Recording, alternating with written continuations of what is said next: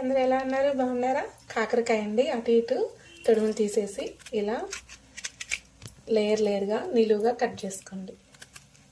చుట్టూ కూడా ఇట్లా నిలువుగా లేయర్గా ఇలా కట్ చేసుకోవాలి. కాగింది ఒక్కొక్క ముక్క అందులో వేసుకున్నాము. వేగినాయి కదండి, ఇలా వేగాయి కదా.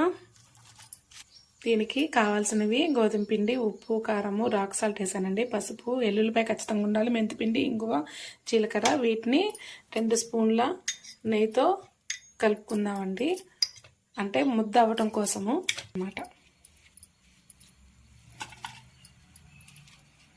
ఇలా ముద్ద కలుపు కారం మొత్తం దీంట్లో పైన వేసుకోవాలి.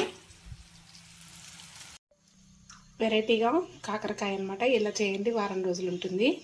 గోధుమ పిండితో ఒకసారి చేసి చూడండి, చాలా బాగుంటుంది. ఉల్లిగడ్డ కారం అనేది రొటీన్ అందరం చేస్తాం.